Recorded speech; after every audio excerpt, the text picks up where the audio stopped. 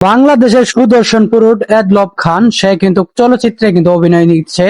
আবার মধুমিতা ভারতের সেই নায়িকা এডলব খানে কিন্তু নায়িকা হতে যাচ্ছে।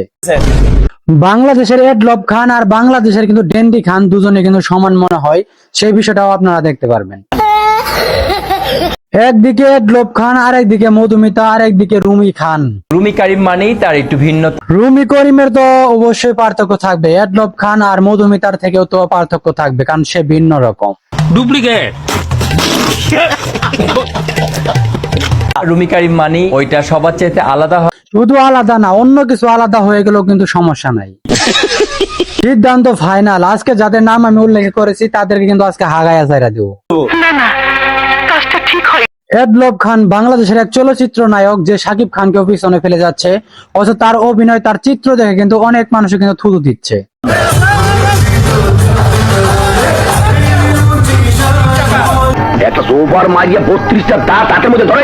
এইদিকে দেখলাম এডলব খানের ডান্স দেখে কিন্তু অবশ্যই এনজয় করলেন যে মোশাররফ করিম, যাদেরকে আসলে উল্লেখ করে বলা উচিত তাদের কিন্তু এই চরিত্রে থাকা উচিত ছিল না, তবুও বলতে হচ্ছে এডলব খানের ডান্স তারা খুব মনোযোগ দিয়েই দেখলেন।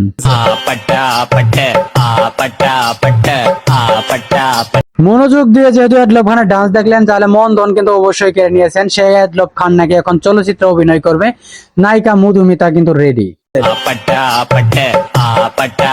প্রচুর দুর্ভিক্ষ চলতেছে। কেন বলতেছি? কারণ এডলব খানের যে আলোচনা সমালোচনা, সেই ইন্ডিয়া থেকে নাকি মধুমিতা নায়িকা চলে আসছে, সেই এডলব খানের সাথে সিনেমা করবে। রুচির দুর্ভিক্ষ চলছে না?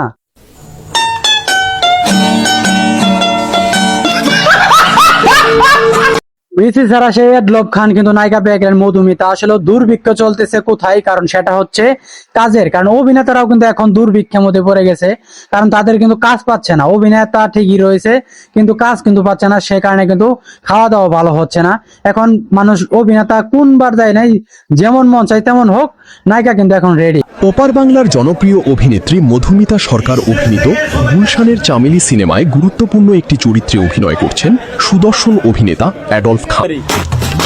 অভিনেতা কতটুকু সস্তা হয়ে গেলে সেটা বুঝতে পারেন। স্টার জলসার সে নায়িকা কিন্তু বুঝে না, সে বোঝে না। সে নায়িকা কিন্তু এখন এডলব খানের সঙ্গে সিনেমা করবে, অভিনয় করবে। চিন্তা করে দেখছেন? এত জনপ্রিয় নায়িকা হয়েও এডলব খানের সঙ্গে কাজ করতেছে। নিশ্চয় কিন্তু ভারতের সে নায়িকার কাজ নাই এখন, বর্তমানে তিনি বেকার। সেই কাজের জন্য কিন্তু এডলব খানের সঙ্গে সিনেমা করতেছে।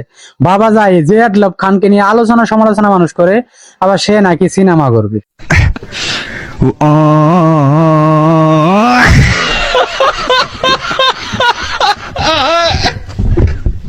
বাংলাদেশ আবার সব দেশের অনুপ্রেরণা কিন্তু। কারণ কেন বলতেছি, এর আগেও সাকিব খানের সঙ্গে কিন্তু একটা নায়িকা চলে আসছিলেন ভারত থেকে, সে নায়িকা কিন্তু এখন ভালো ফেমাস হয়েছেন। এখন মধুমিতাও নাকি শুরু করেছে এডলব খান দিয়ে, হতেও পারে ফেমাসিটি তৈরি করে সে ভালো একটা কেরিয়ার অর্জন করা। মনে হয় স্বপ্নে এটাই দেখতেছে।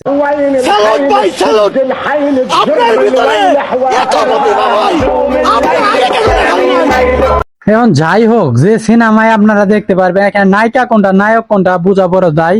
এটা না ওইটা কোনটা?